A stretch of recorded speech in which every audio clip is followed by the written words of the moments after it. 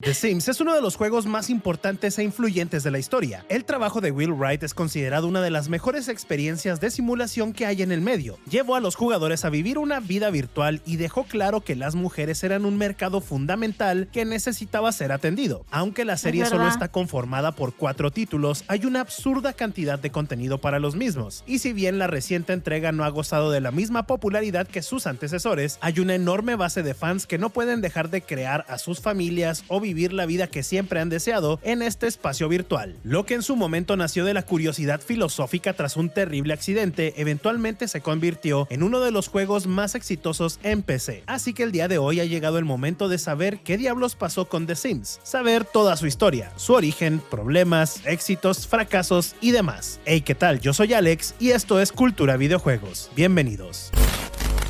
¿Se escucha?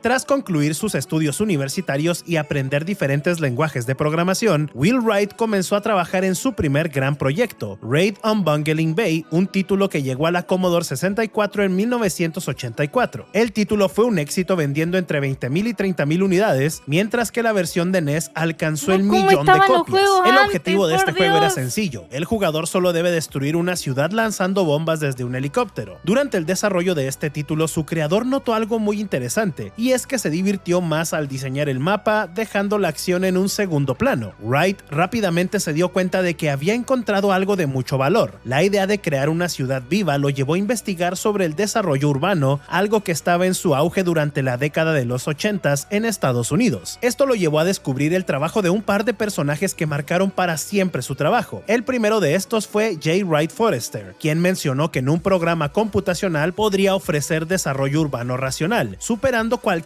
trabajo hecho por el hombre. El segundo personaje fue John Conway, responsable de The Game of Life, una simulación de vida que demostró que las ecuaciones matemáticas eran capaces de recrear la evolución de una célula. Con un nuevo interés, Wright retomó Raid on Bungling Bay, agregando personas y ecosistemas que evolucionaban de forma natural, creando una ciudad que ya no solo existía para ser destruida, sino que existía para crecer. Eventualmente, esa pasión se transformó en lo que hoy conocemos como SimCity. Sin embargo, había un problema. Borderbound, quienes se encargaron de publicar el primer trabajo de este desarrollador, no estaban convencidos de que un juego enfocado en la construcción de una urbe fuera capaz de vender. Su principal problema fue el hecho de que este título no tenía un objetivo predeterminado, dejando a que el jugador creara sus propias metas. Así que se alejaron del proyecto y el desarrollador se vio en la necesidad de guardar su idea hasta que el mundo estuviera listo. Afortunadamente no tuvo que esperar mucho, y es que poco después de que Borderbound rompió su relación con el desarrollador, Wright conoció a Jeff Brown, un emprendedor que estaba interesado en adentrarse en la industria de los videojuegos. Fue así como este dúo decidió formar Maxis, y en 1989 entregaron finalmente SimCity. Aunque las ventas iniciales del título no fueron tan llamativas, su popularidad creció con el paso del tiempo. Para 1992 el título logró vender más de 1 millón de unidades, convirtiéndolo en un éxito comercial. Este fue solo el inicio. A lo largo de los siguientes años, Maxis se encargó de expandir la fórmula de simulación con títulos como Sim Earth, Sim Ant y Sim Life. Sin embargo, no fue hasta que Will Wright tuvo un terrible accidente que obtuvo la idea para lo que eventualmente conoceríamos como The Sims. Y es que en octubre de 1991, la ciudad de Oakland, California, fue azotada por un incendio masivo. Miles de personas perdieron sus casas y entre ellos se encontraban Will Wright y su familia, quienes pasaron los siguientes meses tratando de reconstruir su vida. Aunque pueda sonar extraño, el desarrollador no extrañaba sus pertenencias materiales y estaba más preocupado por la idea de reconstruir su casa. Similar a lo que sucedió con Raid on Bungling Bay, esta crisis dio pie a un viaje de descubrimiento, en esta ocasión enfocado en la forma en la que los estadounidenses pasa que jugar al SimCity es muy complicado, nunca le pude agarrar la mano al SimCity. Utilizan su tiempo y gastan su dinero. Al mismo tiempo, Maxi se encontraba trabajando en Sim Ant, una experiencia que nos pide supervisar un hormiguero. hormiguitas. Esto llevó a Wright a reencontrarse con la arquitectura, carrera que estudió por 2 años antes de decidirse por la ingeniería mecánica. Una vez más, el desarrollador se encontraba en un punto de inflexión en su carrera y buscó la forma de transformar sus influencias e intereses en juegos atractivos. Fue en este periodo en donde encontró el trabajo de Christopher Alexander y fue atraído por Notas sobre la síntesis de la forma, un libro sobre el proceso de diseño y el lenguaje de patrones, en donde explora el valor de la arquitectura como un medio de felicidad. De igual forma, Wright se interesó en una teoría sobre la motivación humana, escrito por Abraham Maslow, el cual se llama Mapas de la Mente, libro de Charles Hampton Turner, y Entender el cómic, de Scott McCloud. Estas 5 obras marcaron significativamente a Wright, quien comenzó el largo proceso de crear un videojuego de simulación, pero enfocado en la felicidad y la convivencia de los seres humanos. La idea era ambiciosa, pero suficientemente atractiva, incluso si pocos veían el potencial de este concepto.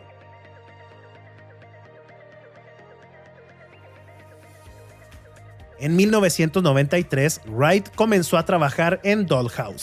Sería gracioso que un PJ que me represente intente ligar con un PJ que te represente, Tufi. ¡Ay, Dios! ¡No, güey! Padre rico, padre pobre. Ay, Rodolfito, el otro día que fui a una feria del libro, no sabes la cantidad de padre rico, padre pobre que vi. Te lo juro, lo vendían en cada lugar. Padre rico, padre pobre. Padre rico, padre pobre. ¿Qué es ese libro? ¿De qué trata ese libro? Nombre que eligió el diseñador después de ver a su hija jugar con, casa de muñecas. Como cualquier otro proyecto, el primer paso fue crear un prototipo. Y un par de semanas después, Maxis ya tenía un vistazo preliminar de esta idea. En esta demostración, el jugador era capaz de poner muros en una casa, mover personajes y hacer que los habitantes fueran capaces de interactuar con un excusado. Aunque esto puede sonar como un chiste, el inodoro fue parte fundamental, ya que demostraba el potencial interactivo y las diferencias de género. Con una propuesta clara, Wright logró que Dollhouse fuera parte de un grupo de pruebas. De las 4 ideas que se presentaron ante un número reducido de jugadores, Dollhouse fue el único que fue odiado. Pensaste que iba a decir lo contrario, ¿verdad? No, la situación no era positiva para el proyecto, pero esta no era la primera vez que su creador se encontraba en esta situación, por lo que tomó la retroalimentación y regresó a su oficina con el objetivo de pulir cada elemento que fuera posible. Sin embargo, la directiva de Maxis no estaba del todo segura de que este fuera el camino correcto. Poco después de su presentación, a Wright le llegó una solicitud que no podía rechazar. En ese entonces, Maxis se encontraba trabajando en SimCity 2000, la secuela de su mayor éxito hasta ese momento. Lamentablemente, el proyecto no iba por buen camino. A mí lo que me causa mucha gracia de el cambio a 1999 a los 2000, que todo pasaba a tener 2000, tipo SimCity 2000, Fantasía 2000 y todo 2000, 2000, 2000, literal. Y la única persona que podía redirigir esta entrega era su creador. Aunque la idea no fue de su agrado originalmente, Wright vio una oportunidad en esto, y si deseaba que Dollhouse se convirtiera en una realidad, necesitaba que SimCity 2000 se convirtiera en un éxito. Pese a que la atención de Wright estaba en SimCity 2000, el diseñador logró convencer a Jamie Durnbos, uno de sus compañeros, de que siguiera trabajando en Dollhouse. En secreto, este par se dio a la tarea de crear un motor de comportamiento que fuera muy accesible, libre y que no necesitara ser reprogramado constantemente. Inspirados por SimAnt, lograron ligar el comportamiento de los personajes a los objetos, por lo que los humanos virtuales serían capaces de realizar diversas acciones dependiendo de lo que tenían enfrente de ellos. Para probar todo lo que habían creado, Si Ruffy debutaba en 1999, el redebut sería Ruffy 2000. Wright implementó un nuevo motor de comportamiento en Simcopter, en donde encontraron formas únicas de hacer que estos sistemas funcionaran tal como lo deseaban. Básicamente, Will Wright andaba experimentando en todo lo que estaba desarrollando para hacer funcionar Dollhouse. Para mediados de la década de los 90, Dollhouse dejó de ser un proyecto secreto y Wright comenzó a construir el equipo que hiciera realidad su visión. Sin embargo, Maxis aún no veía mucho potencial en esta idea, y en su lugar estaban más enfocados y más emocionados por SimCity 3000. Así que sin el apoyo de Maxis, Wright se dio a la tarea de recurrir al equipo tecnológico del estudio. A una hora de las oficinas de Walnut Creek en San Mateo, un grupo de programadores se encontraban sin proyecto, y en lugar de seguir trabajando en las herramientas de software de la compañía, el desarrollador les dio la oportunidad de unirse a Dollhouse. O sea que Will Wright andaba por ahí por todos lados diciendo: únanse a este proyecto proyecto cuando Maxis le estaba diciendo no hagas esto, ponte a hacer SimCity. Cuando todo parecía indicar que este título podría avanzar sin muchos problemas, en secreto, Maxis se enfrentó a varios problemas financieros. La situación fue tan grave que sus dueños comenzaron a buscar posibles compradores con el objetivo de mantener sus puertas abiertas, con EA, Infogram y Activision interesadas en comprarlos. De este grupo, Electronic Arts tenía el mayor sentido para sus directivos. Durante sus conversaciones Lo peor que le pasó a los Sims fue que lo compraran los de EA.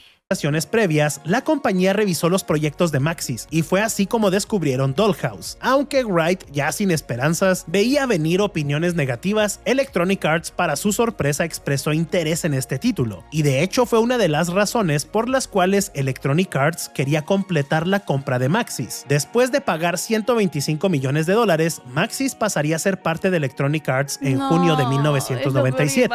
Lo peor. Lo peor.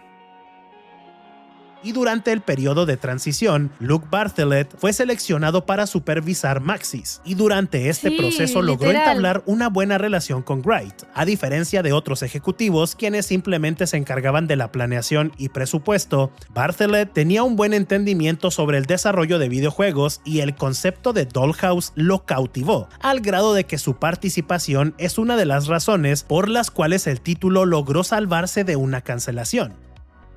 Mientras que Maxis se encontraba lidiando con el cambio de dirección, el equipo de Dollhouse fue protegido durante este proceso gracias al interés de Bartlett. Esto permitió que el equipo creciera, comenzando así un largo proceso de refinamiento que cambió casi por completo la dirección del juego. Para 1997 el título estaba enfocado principalmente en la arquitectura y la EA compra a Rufy Wisteria? ¡No!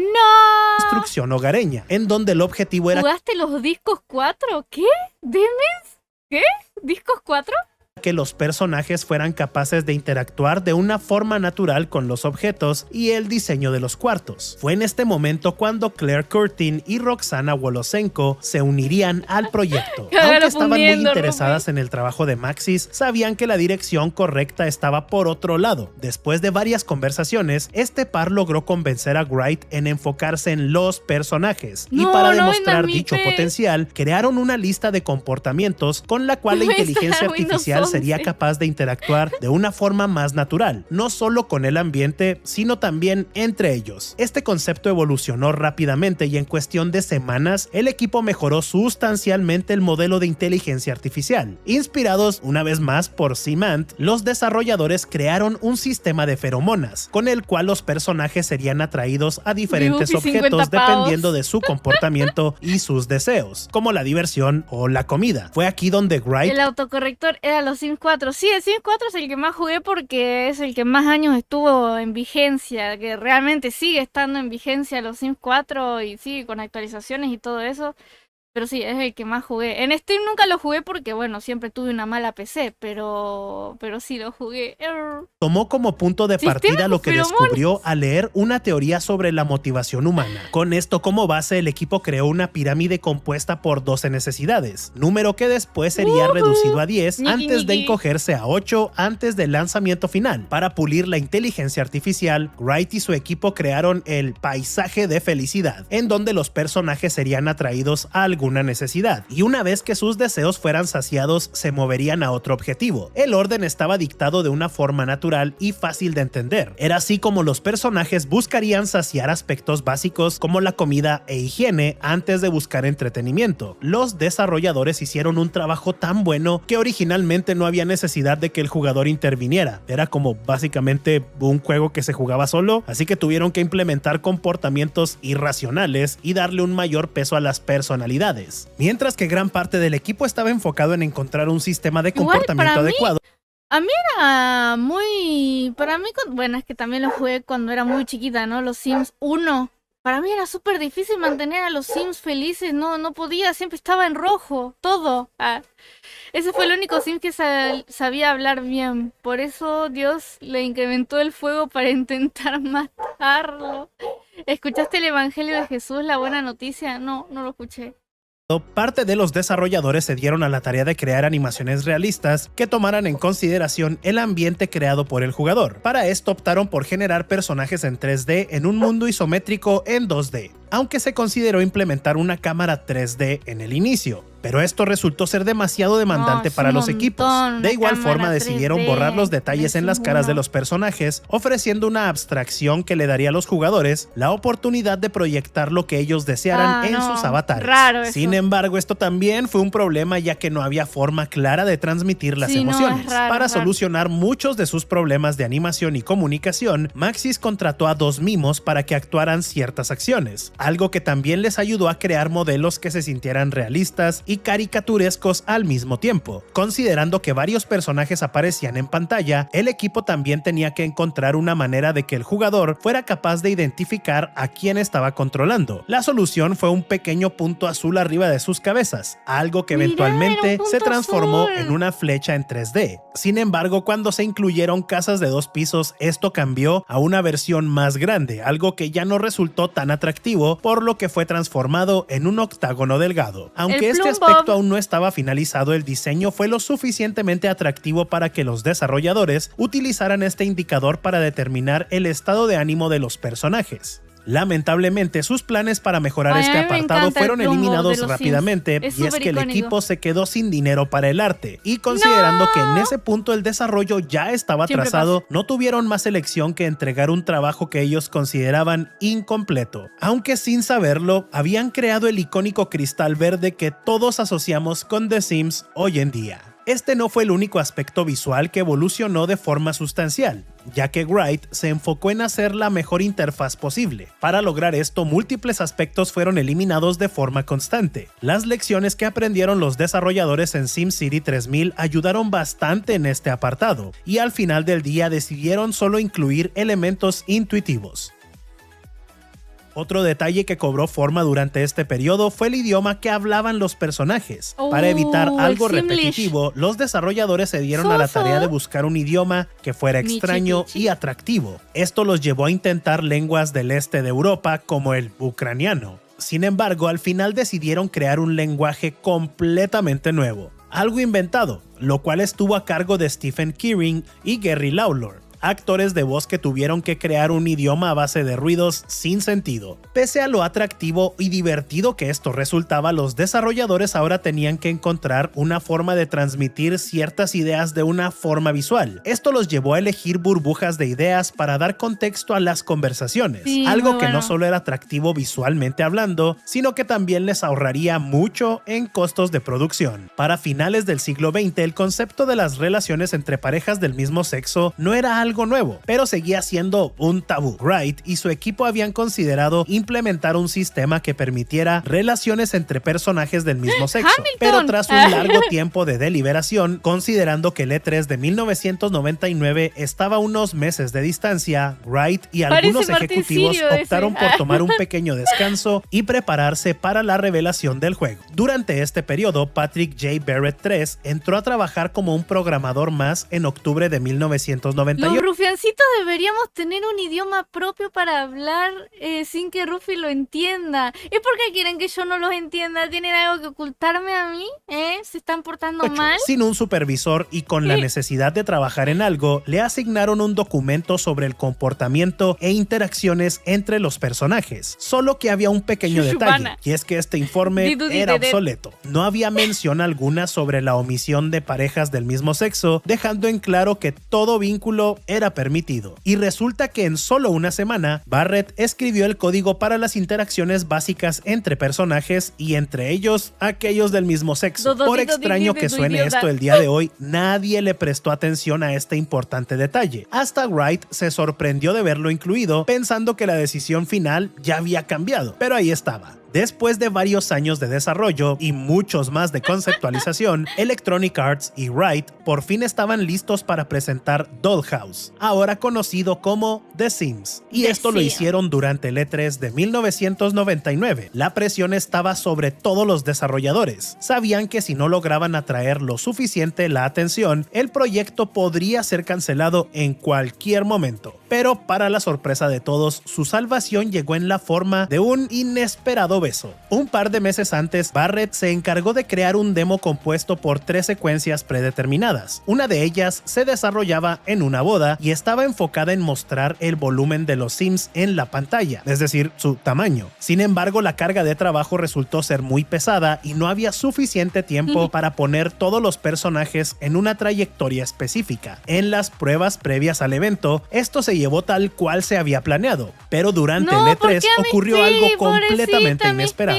2 personajes femeninos, en lugar de seguir el camino predeterminado, se detuvieron para compartir un beso. Los productores no solo se sorprendieron, sino que comenzaron a alarmarse con el miedo de que este pequeño incidente causara una gran controversia. Pero lo que sucedió fue que The Sims pasó de ser un juego más en el estante de EA a uno de los mayores atractivos del E3 de 1999. Una simple muestra de afecto fue todo lo que se necesitó para que cientos de personas hicieran filas para probar el juego, ya fuera por morbo o por genuino interés. The Sims logró salvarse ese día. Tras el E3 de 1999, Wright y su equipo regresaron a la oficina con un nuevo objetivo: encontrar la forma de determinar la orientación sexual de los Sims. Digo, que habíamos mostrado al mundo un beso entre 2 personas del mismo sexo, pues ya decidieron aventarse así de lleno a ello. Considerando que las relaciones heterosexuales ya estaban programadas, el equipo encontró una solución bastante sencilla para su nuevo dilema. En lugar de crear un nuevo comportamiento, agregaron una opción con la cual el jugador sería capaz de comenzar a coquetear con personajes del mismo sexo, lo cual daría pie a una relación más como si fuera cualquier otro personaje. Para ellos era importante dejar claro que esta era una opción dictada por completo por el jugador, algo que a ellos los excusaría de cualquier controversia que pudiera surgir en el futuro. Como dijo famosamente la cuenta de Doom recientemente, tú eliges los botones que presionas. De manera inesperada, The Sims se estaba convirtiendo en un juego bastante progresivo, algo que Wright señala como el resultado de un desarrollo compuesto por 45% mujeres. Junto a las relaciones del mismo sexo, el código del juego trató a los hombres y mujeres por igual, permitiendo que tuvieran los mismos trabajos y oportunidades. Y aunque esto podría verse como una declaración social, la realidad es que esto era más sencillo para ellos. No les costaba más trabajo y le entregó una mayor libertad a los jugadores.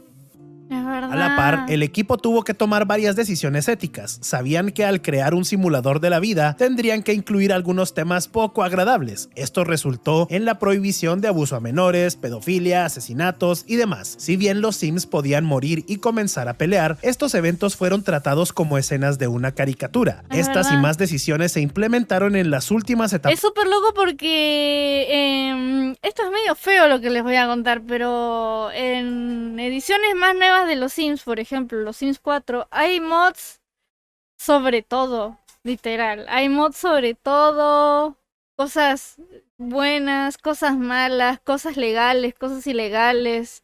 Y como que creo que EA intentó como banear los mods esos que eran como medio ilegales, pero están en internet, tipo, están en internet, así que es como muy difícil poder como controlar eso, así que sí, hay gente que tiene cosas muy raras en sus Sims y nunca lo vamos a saber. Sí, sí, sí. Yo he visto cada cosa así, yo también. Todo fue muy horrible en un punto en la comunidad de los Sims. Yo me acuerdo que fue un re quilombo fue cuando salieron esos mods. El gordo Incel, Ash, metieron política en mi simulador de vida.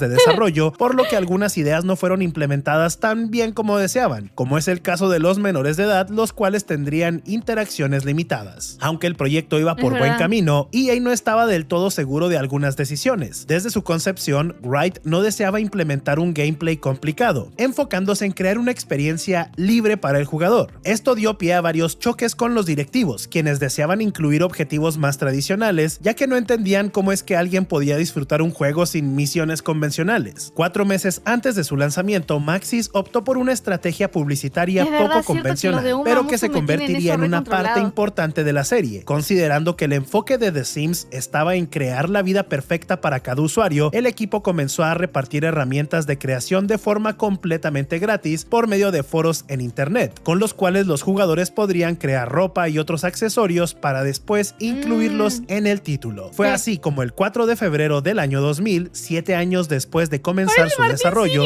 The ese. Sims llegó a PC. El título fue un éxito rotundo. Si bien EA esperaba vender 300,000 copias durante todo su ciclo de vida, el juego logró vender más de 3.5 millones de unidades en solo un año, y para 2002 había superado los 6.3 millones, convirtiéndolo en el juego de PC más exitoso de todos los tiempos, al menos hasta ese momento. The Sims no solo fue un éxito con el público masculino, sino que también atrajo al mercado femenino. Novias, mamás, hermanas y otras mujeres que estaban relacionadas con un jugador fueron atraídas al concepto que Maxis había creado. Sin embargo, el trabajo de los desarrolladores no terminó aquí. A lo largo de los siguientes 3 años, Wright y su equipo nos entregaron 7 expansiones, cada una agregando nuevas formas de jugar, agregando más objetos y mejorando cada pequeño detalle posible. En 1991 nadie creía en la visión de Will Wright, pero el desarrollador no desistió en un solo momento. Aunque claramente hubo un par de tropiezos, el proyecto siguió avanzando. A más de 25 años de su lanzamiento, The Sims es considerado un parteaguas para la industria. Los avances que se realizaron en inteligencia artificial son la base de mucho de lo que vemos hoy en día, y aspectos como las relaciones del mismo sexo, así como las relaciones simplemente entre mujeres y hombres, dejaron claro que esta forma de arte y entretenimiento tenía muchas más cosas que contar y muchas más interacciones que tener. Con este gran logro detrás de Maxis, solo había una forma de avanzar: hacer una secuela.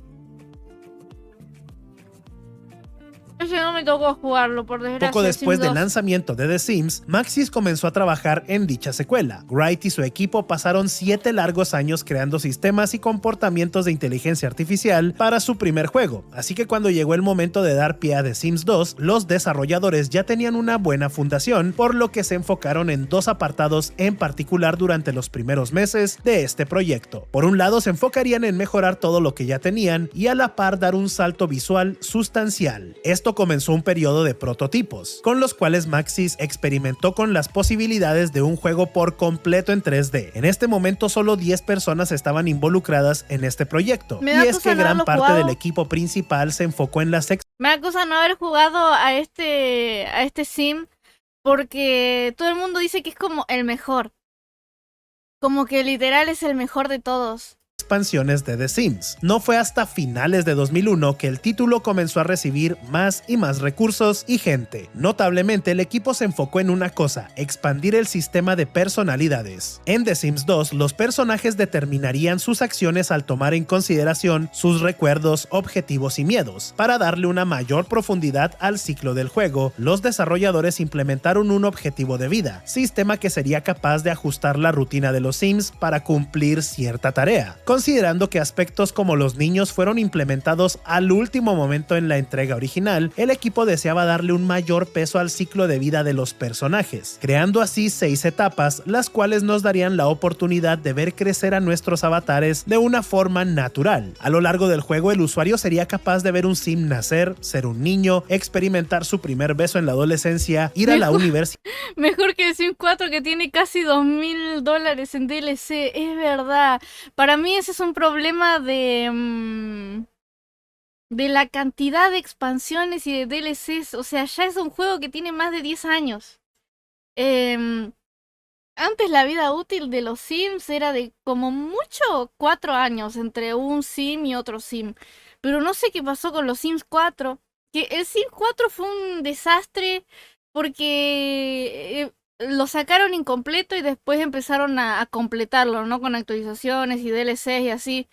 Y, y nada, tipo, es una cagada porque ese sim está ya hace 10 años, más de 10 años en constante actualización y vigente, lo cual para mí ya es como que no, ya debería haber salido el Sim 5 hace mínimo 5 años, o 4, más o menos, la verdad. Monetizaron todo a lo bestia. Es que es normal lo de las expansiones. Siempre se hizo en los Sims que cada expansión tipo sale su platita. El tema es que fueron tantos años y tantas más actualizaciones y tantas más expansiones que las anteriores, que ya se fue muy caro.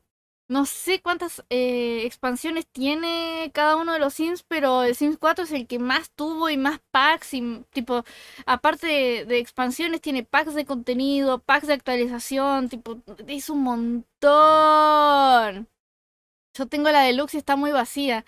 Sí, no, la versión así de los Sims sin expansiones y así, no puedes hacer nada. Es aburridísima. Aburridísima, no puedes hacer nada. Casarse, reproducirse y eventualmente morir. Esto también afectó las necesidades de cada avatar, algo que tendría que variar dependiendo de la etapa en la que se encontraban. Lo que tampoco me acuerdo si tenían los Sims 4 base, porque hace mucho que no juego los Sims 4 base, yo siempre me los consigo ahí en general. Pero los Sims 4 base, al menos cuando apenas salía el juego, em, cuando apenas salía el juego, no tenías como infantes, tipo, viste que está el bebé recién nacido, el infante, el niño, el adolescente, joven adulto, adulto y anciano. Bueno, tenés todas esas en realidad. Pero en los Sims 4, cuando apenas había salido, no había infantes, tipo, pasaban de bebés recién nacidos a niños. Y eso era una cagada. Después como que hicieron una expansión o un pack de contenido de papás y mamás se llamaba. Y ahí metieron a los infantes. Pero antes de eso no estaban. Y se armó un tole-tole en la comunidad de los Sims por eso. Porque a mucha gente es a lo que le gusta jugar. A tener bebés, a tener infantes en la casa, a tener niños. Y literal les estaban cortando una etapa de la vida a los Sims. Y no les gustaba. Así que... hubo mucho quilombo por eso. No sé si ahora sí está en la versión base. Hace mucho que no me fijo eso. Es porque los Sims tienen algo oscuro detrás. Se llama Electronic Arts. Maldita sea, Electronic Arts. Arruinaste los Sims. Ay, ¿qué dice el Rodolfito? Me fijé y es posta lo de los 2000. Dios bendiga a el Amigos. ¿Es verdad? Sí, sí, sí. De hecho, creo que el Amigos ya no va no. No me acuerdo quién no iba a ser más cracks de los Sims o algo así, porque hubo también un problema con la comunidad de los Sims. Ahora está el chino, pero desde que salió no he escuchado hablar de él. El Insoy es malísimo. Es malísimo. El Insoy. Alta viruela el Amigos. Y pero bueno, viste que es eso pagar los $2000. Por ejemplo, los Sims adolescentes tienen una mayor necesidad de interacción social. Sin embargo, implementar esto en forma con el resto de los sistemas que ya tenían resultó ser más complicado de lo pensado. Los desarrolladores pasaron gran parte del proyecto tratando de encontrar la forma en que cada personaje fuera capaz de priorizar sus acciones, no solo dependiendo de sus necesidades, sino de la situación en la que se encontraban. Esto llevó a un momento en donde el equipo encontró que un Sim adolescente presenció la muerte de un familiar, pero sintió una urgencia tan grande por ir al baño que, sin inmutarse, se levantó y se dirigió al retrete mientras su propio familiar fallecía. Este no fue el único dilema que plagó al desarrollo, y es que cada miembro del equipo tenía diferentes ideas sobre qué debería de ser priorizado. Algunas características del comportamiento de los avatares ya eran perfectas para algunos en el equipo, mientras que para otros estaban incompletas. Mientras parte de Maxis lidiaba con el comportamiento de los Sims, parte del equipo se dio a la tarea de crear un nuevo motor que fuera capaz de ofrecer una experiencia en 3D. En lugar de la cámara isométrica de la primera entrega, los desarrolladores querían ofrecer un mundo que se sintiera tan real como fuera posible, y para lograr esto necesitaban modelos más complejos, uno que también fuera capaz de ofrecer algunos de los elementos que no vimos en el título del 2000. Fue así como crearon un motor capaz de ofrecer días de la semana y diferentes climas, incluso si esto no fue implementado en forma durante su lanzamiento y no vimos esta función. Tufi, upgradea la PC, así jugás a los Sims, mete el personaje de Mad en una habitación, en una pared sin que pueda salir. Yo lo que quiero hacer es una ciudad entera de los Sims solamente con VTubers. Tipo, solo VTubers. Only VTubers y que... nada, así convivan y pasen cosas y nada, eso. Eso es lo que quiero hacer. Minori, muchísimas gracias por venir a mi stream, muchas gracias por tu follow. Te mando un beso muy grande en el cachete derecho de la cara. ¡Mua! hasta las expansiones. Esto también ayudó a la producción y distribución del contenido personalizado creado por los jugadores, uno de los factores que ayudó a la popularidad de la primera entrega. Para incentivar la creación de los mismos, el equipo se aseguró de que su instalación y gestión fuera de lo más sencilla posible. Fue así como tras casi 4 años de desarrollo, The Sims 2 llegó a PC en septiembre de 2004 y al igual que su predecesor fue un éxito rotundo, vendiendo más de 4.5 millones de unidades en solo 5 meses. Más allá de los ports a consolas, Maxis también se encargó de ofrecer 8 expansiones con nuevas mecánicas y un sinfín de horas de contenido adicional. El equipo también creó los paquetes de cosas, pequeñas oleadas que ofrecieron ropa, muebles y otras adiciones, incluidas colaboraciones oficiales con la tienda de muebles IKEA y la marca de ropa H&M. La historia se volvería a repetir y The Sims 2 se convirtió en un fenómeno cultural. Incluso al día de hoy, en pleno 2025, el título tiene soporte por parte de los fans, quienes consideran que esta es la experiencia definitiva de la serie, incluso si las siguientes 2 entregas realizaran una serie de cambios importantes. The Sims se había convertido en una propiedad intelectual altamente redituable, y estaba claro que su futuro era muy prometedor. Sin embargo, la situación interna ponía esto en duda. Tras el lanzamiento de la segunda entrega, Will Wright estaba interesado en explorar otros proyectos. Fue así como Maxis se enfocó en Spore, del cual ya te contamos toda su historia, y un reboot de SimCity. Pero aunque EA aprobó estas ideas, sabía que necesitaba a alguien para que se encargara de The Sims y comenzara a trabajar en una nueva entrega, por lo que abrieron The Sims Studio, una división de Redwood, la cual se encargaría de desarrollar The Sims 3. Ay, los Sims 3 fue una cosa los Sims 3. Aunque parte del equipo original de The Sims se unió a The Sims Studio, EA quería que la nueva entrega fuera la mejor experiencia para los usuarios, mientras que gran parte de los desarrolladores se enfocaron en mejorar, expandir y crear mercancías. Los diseñadores pasaron meses desmantelando la esencia de la serie para así encontrar qué hacía divertido estos juegos y dónde había espacio para crecer. Durante estas juntas, los desarrolladores llegaron a una conclusión que definió el camino de este proyecto, a lo cual dijeron: no más jaulas para hámsters. Si bien esta frase puede sonar rara, los desarrolladores se refieren a los Sims como hámsters con trabajos, así que querían eliminar las limitantes de espacio que encontrábamos en las 2 entregas previas. Rápidamente se llegó a la conclusión de que The Sims 3 debía ofrecer una experiencia más abierta, con un mundo vivo que no tuviera algún tipo de restricción. A ver, el mundo abierto fue una de las mejores y peores decisiones que hicieron en los Sims, por el hecho de que los Sims 3 era tan divertido que sea mundo abierto, pero al mismo tiempo daba tantos errores y tantos glitches y tantos bugs que era increíble, que me hace pensar si realmente fue una buena decisión o una mala decisión. Pero después me acuerdo las tardes que yo pasaba jugando a los Sims en mi casa y que pasaba cada cosa simplemente porque vivía en un mundo abierto y yo podía espiar lo que hacían los otros Sims y así sucesivamente.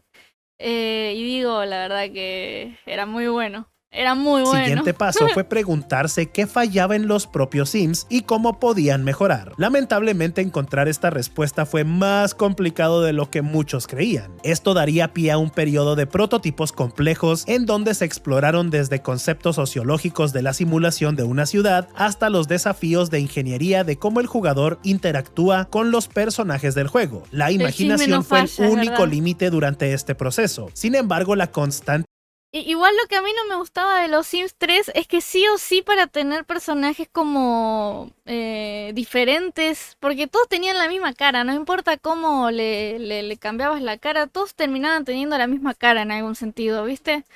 Y sí o sí te tenías que descargar mods y paquetes de recursos para que se vea todo distinto, y eso me arruinaba la experiencia de juego.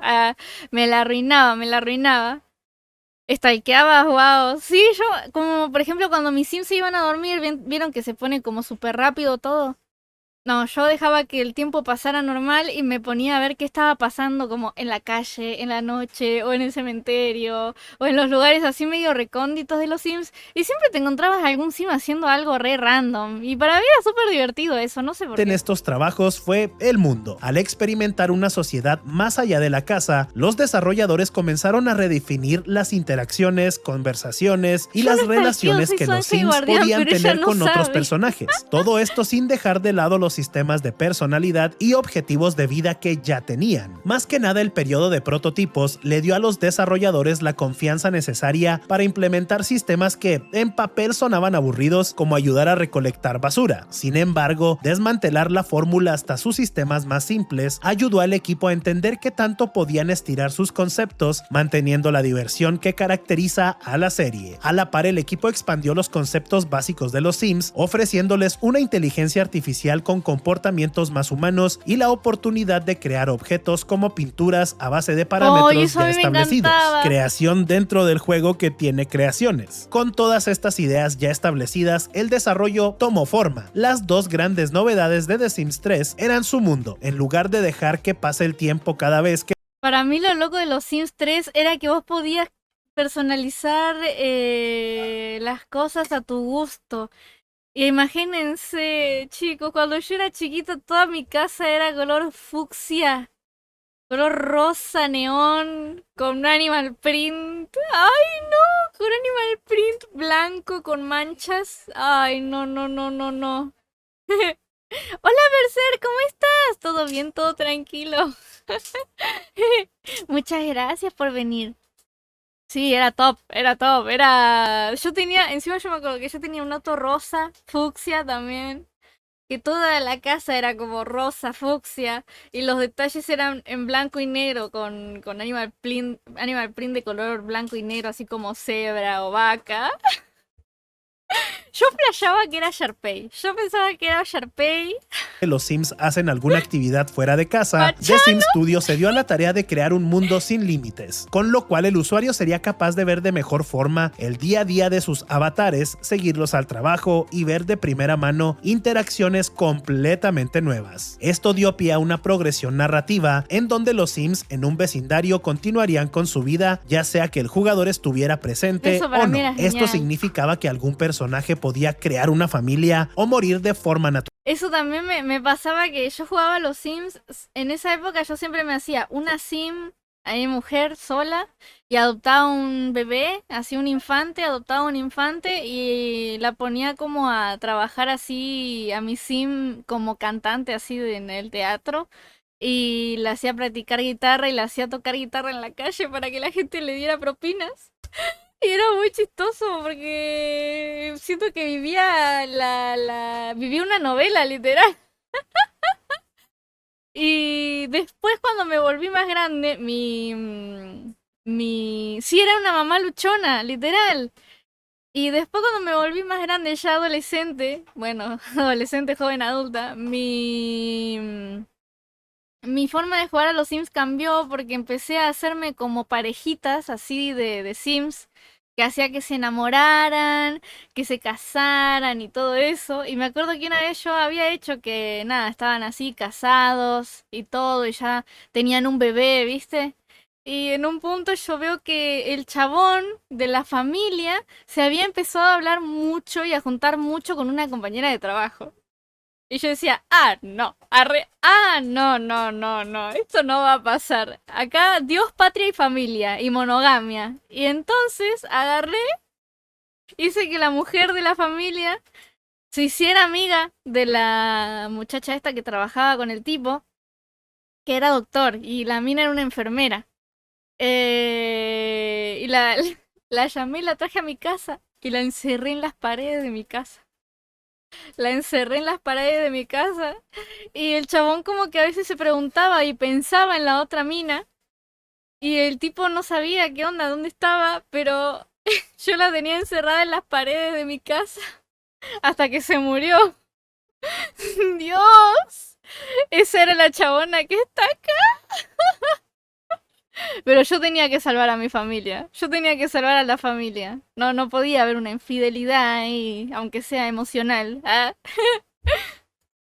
ofreciendo momentos únicos para cada jugador. Más allá de esto, el equipo se enfocó en expandir y mejorar la forma en la cual los usuarios podían crear contenido personalizado. Para esto, Electronic Arts abrió The Sims Store. Claro, tenían que abrir una tienda, son Electronic Arts, una tienda virtual en donde los jugadores serían capaces de comprar con dinero real muebles, ropa y accesorios de todo tipo. Claro, se estaban tardando, la verdad, para ese punto. 2 semanas antes del lanzamiento previsto del juego, los usuarios se sorprendieron al ver una filtración que les permitió jugar The Sims 3 antes de tiempo. Si bien esta es una versión con errores, propensa a fallos y solo con la mitad del contenido final, fue más que suficiente para atraer la atención de un gran público. The Sims 3 llegaría entonces a PC en junio de 2009 y en solo una semana el título logró vender más de 1.4 millones de unidades. En una semana, si bien muchos fans aún no podían superar lo que logró la secuela de 2004, era indiscutible que el nuevo título era una evolución sustancial que fue del agrado de casi todo mundo. Sí.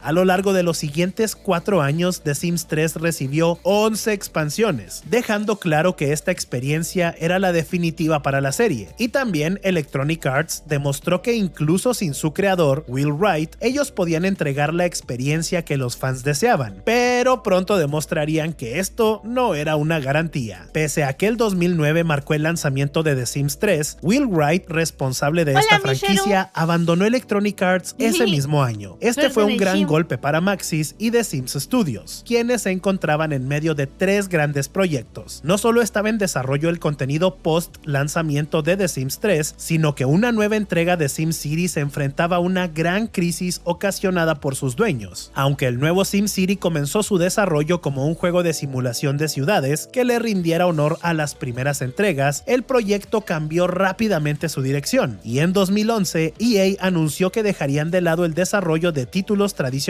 enfocándose más a la producción de experiencias en línea. Esta decisión impactó a los proyectos que estaban en desarrollo durante ese momento, como SimCity y The Sims 3. Aunque la compañía pensaba que este era el futuro de la industria, rápidamente se dieron cuenta de que habían cometido un error, y el legado de Will Wright fue el principal afectado. En 2013, SimCity llegó a PC y fue un fracaso crítico. Nadie estaba contento con las limitaciones impuestas por un servicio que necesitaba estar conectado a internet en todo momento. Por si fuera poco, el motor presentó problemas y las políticas de Electronic Arts limitaron la cantidad de veces que una persona podía descargar un título. Sí, no podías descargar el título más de ciertas veces o en diferentes computadoras. La situación fue terrible. La única esperanza que tenía The Sims Studios, el cual se había reintegrado con Maxis para ese entonces, era The Sims 4.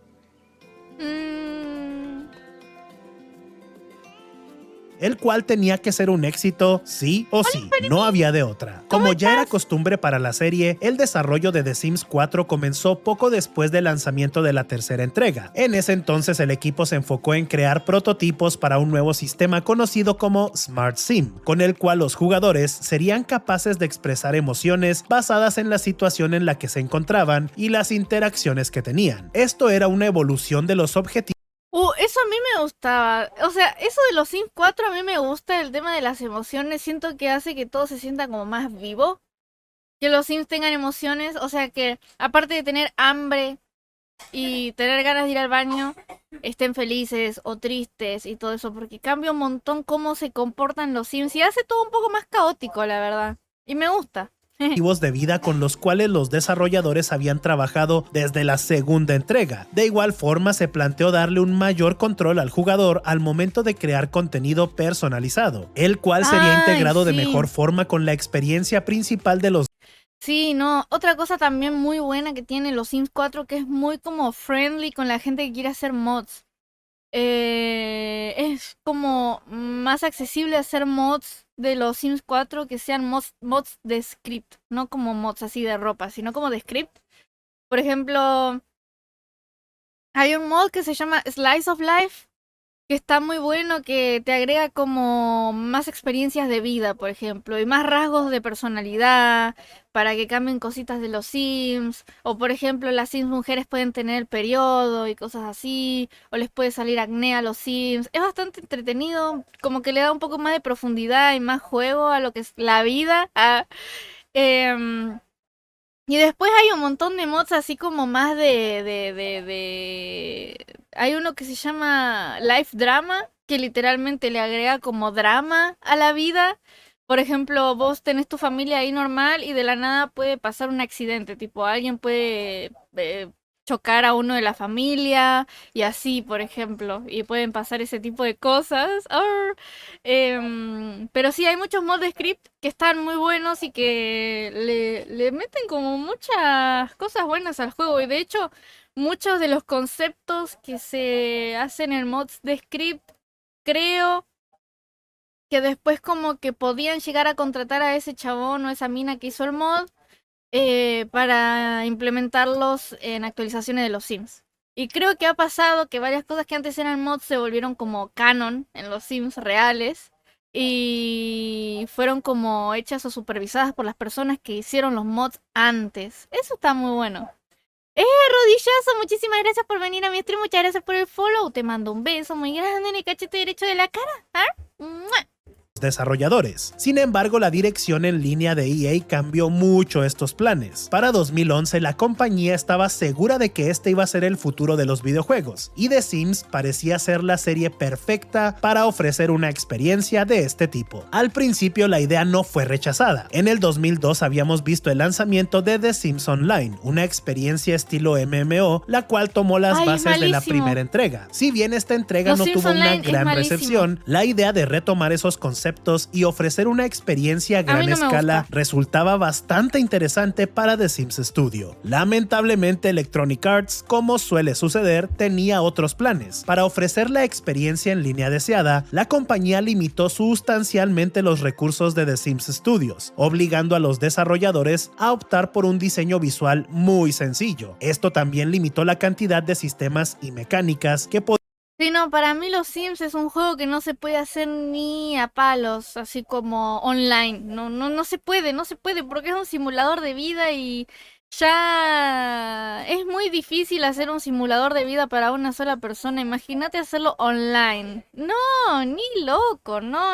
Podían incluir al lanzamiento final. A lo largo de los siguientes 2 años, el equipo hizo todo lo posible por cumplir con las demandas de sus jefes, repitiendo la historia de la serie, pero con resultados diferentes. En su momento, Wright batalló para que The Sims fuera la experiencia que él quería. El diseñador se opuso a las opiniones y direcciones de Electronic Arts, y el resultado final había dejado claro que la toma de decisiones había sido la correcta. Más de una década después, y sin su creador, The Sims Studio se encontraba en una situación similar, pero en lugar de refutar a sus jefes, obedecieron, lo cual trajo consecuencias negativas que afectaron por completo The Sims 4. En el 2013, tras el fracaso de SimCity, EA no tuvo más remedio que revertir sus planes y dejar de lado sus intereses por las experiencias en línea. Por un lado, esto significó que The Sims 4 tendría más recursos para ofrecer el juego tradicional que todos los fans estaban esperando. Sin embargo, hubo problemas, y es que este cambio radical no afectó los planes de lanzamiento que EA tenía para esta entrega. Por ello, el anuncio de The Sims 4 fue muy simple. En lugar de mostrar gameplay y demás, solo mostraron un logo. Esta decisión fue deliberada, y es que The Sims Studio, el cual fue reintegrado a Maxis en 2013, no tenía nada que mostrar. EA no les dio tiempo suficiente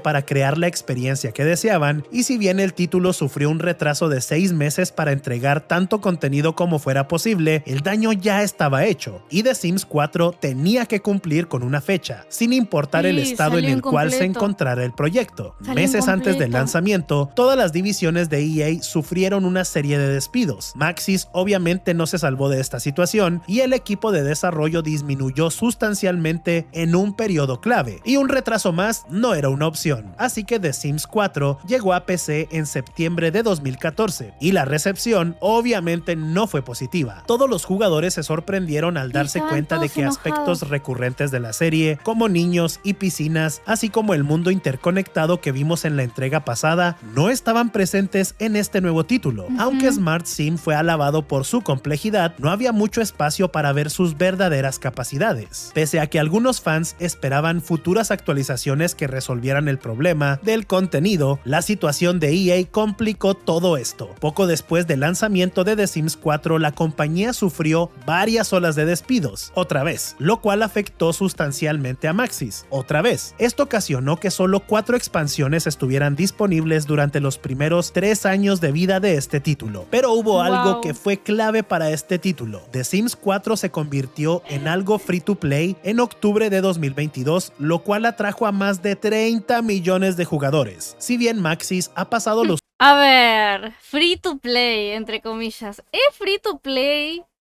si yo... ¿Qué pasó? ¿Qué pasó? Ay, perdón. ¿Es free to play? Algo si... Literalmente cuando entras al juego no puedes hacer nada. ¿Es free to play? ¿Se puede considerar free to play si no hay nada para hacer cuando entras al juego? Para mí es una demo nomás. No les voy a mentir. Para mí los Sims así como base, sin nada, que supuestamente son free to play, para mí es simplemente una demo de mira, probar el juego y si querés después tener las experiencias completas, comprate lo demás. Pero no, para mí free to play, no sé. Free to pobre. Últimos años agregando tanto contenido como sea posible, la realidad es que The Sims 4 fue marcado como un fracaso por los fans. La intromisión de EA arruinó el legado de Will Wright y parece que no hay luz al final de este túnel. En octubre de 2022, Maxis anunció que están trabajando en la próxima entrega de The Sims, cuyo nombre clave... Y encima... La cagada de los Sims, así como free to play, es que vos después decís, bueno, por ejemplo, si no está tan bueno, le agrego mods para que esté más completo y no sé qué. Y no se puede porque muchos mods de script tienen que tener como ciertas actualizaciones o ciertas expansiones que si no las tenés te crashean o se te rompen. Hasta te pasa con mods de cosas customizables como pelo, ropa. Por ejemplo, no sé, te descargas un pelo ahí como en Patreon o en algún lado para ponerte en los Sims y entras y se te rompe todo el pelito ese porque como no tenés la expansión vampiros, no lo podés usar al pelo, se te glitchea y se te rompe. Es más barato hacerse una compu para tenerlo pirata que pagar los DLCs. Tal como dije, Electronic Arts siempre metiendo mano y destruyendo lo bueno. La verdad es que sí, lo destruyeron a los Sims. Destruyeron los Sims. La verdad que a lo largo de los años terminó siendo una cosa muy buena. Los Sims 4. Pero destruyeron las bases de lo que eran los Sims. La verdad. Es Proyecto René. Sin embargo, Electronic Arts por su parte ha dejado claro que esta no es una secuela que sustituirá a The Sims 4, sino un proyecto por separado que vivirá a la par de la entrega de 2014. Nos encontramos a finales de 2025 y este misterioso juego no ha llegado a nuestras manos y se desconoce cuándo lo hará. Es que lo que pasa con el Proyecto René, a.k.a. los Sims 5, dicen que están trabajando en eso, a los meses lo cancelan, a los meses lo vuelven a decir, no, volvemos a trabajar en el Proyecto René, lo vuelven a cancelar y vienen así como todo el tiempo, como que uno no termina de saber si... La última vez que hablaron algo de los del Proyecto René fue cuando iba a salir Insoy. Así que para mí, como persona que juega a los Sims, yo siento que el Proyecto René es una carta que juegan solamente cuando ven que sale un competidor. Porque la primera vez también que se empezó a hablar de los Sims 5, del Proyecto René, fue cuando empezaron a ver como varios programadores independientes que empezaban a hacer como pruebas y kickstarters de diferentes versiones de juegos de simulación de vida. Y siempre hacen lo mismo, como que sale un juego de simulación de vida que la gente dice, oh, este juego va a reemplazar a los Sims, le va a ganar a los Sims. Y los de EA dicen, pero nosotros estamos trabajando en los Sims 5, Y después pasan los meses y no, lo cancelamos. Y después de vuelta, pero estamos trabajando en los Sims 5, Cuidado. Y después lo vuelven a cancelar. Y es una rueda, literal, es un ciclo lo que pasa. Pero sí, y es una locura porque al fin y al cabo los Sims sigue teniendo, a ver, no diría que el monopolio de los juegos de simulación de vida, porque ya tenemos como varias cosas en los que puedes jugar a la simulación de vida. Tenemos varios juegos, pero ninguno es tan bueno y tan completo como los Sims. Pasa que también los de Maxis, los de EA vienen trabajando en simulación de vida hace literal más de 20 años. Así que comparar a Maxis con un desarrollador indie o con una compañía de juegos que es el primer juego sobre simulación de vida que hacen, y es medio también un poquito de trampa, ¿no? Como que obviamente que siempre los Sims va a ser mejor por el hecho de la experiencia que tienen. Pero sí es algo que yo noté mucho, que están como muy cómodos, se sienten como muy cómodos en que la gente igual va a recurrir a los Sims si quiere jugar un juego de simulación de vida. A ver, Electronic destruyó los Sims, Dragon Age y Mass Effect. ¿Cuánto más quieres quitarnos, EA? Insoy es tan malo, no sé cómo es. El problema de Insoy es que está totalmente como vacío. No hay mucho para hacer en el Insoy. El Insoy es como... wow, en términos así como, wow, mira, se ve súper HD y súper bien todo y súper realista. Pero después termina siendo como un típico juego de ahí, de esos juegos así como medio, no sé, GTA más o menos. Y como que no hay mucho para hacer, la verdad. Y aparte también tenés que tener una PC súper buena para jugar al Insoy. Y aparte está caro también. Los Sims 5 son los amigos que hicimos en el camino. Insui tiene algo que los Sims jamás tendrá, la posibilidad de ir como desquiciado en la ciudad atropellando gente.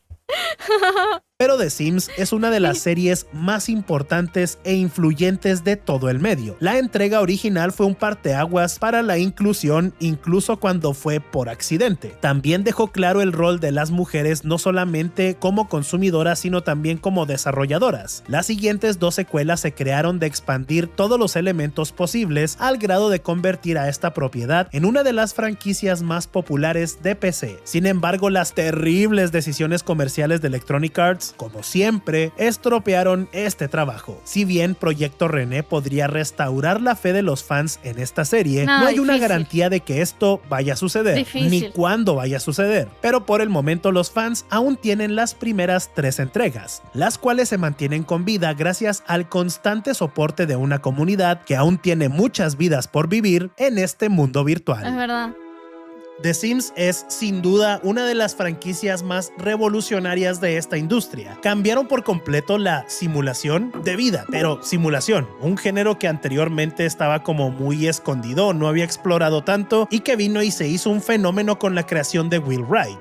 Will Wright luego se iría a crear Sport, del cual también tenemos un video en el canal que puedes ir a ver, y después se alejaría de la industria de los videojuegos por completo, pero su creación sigue aquí. The Sims 4 se convertiría en algo free to play con una cantidad brutal de contenido y atraería a muchísimos jugadores. No hay como una dirección clara de hacia dónde va The Sims en este momento, pero eso no significa que en la historia de la industria de los videojuegos haya agregado mucho más allá de solamente su género o su esencia. Nos dio cosas a un nivel que no existían en su momento en otros juegos, como las interacciones con NPCs, las necesidades de los personajes, entre muchas otras cosas. Así que por ello creí importante dedicarle un espacio a esta franquicia, contar su historia y lo que ha logrado. Tú deja tu opinión de los Sims en la descripción. ¿Los has jugado? ¿Has jugado alguna variante de este juego? Una variante cochinona que anda por ahí. Yo sé que saben cuál es. ¿Y cuál crees que sea el siguiente paso para esta franquicia? Todo el contenido de Cultura Videojuegos es gracias a tu visita, tu like, tu comentario y claro, tu suscripción. Si puedes hacer todas esas, sería genial. También puedes encontrar nuestros hoodies y playeras en niñogamer.com, links en la descripción. Como siempre, te agradezco por tomarte tiempo de tu día para ver nuestro contenido. Es algo que apreciamos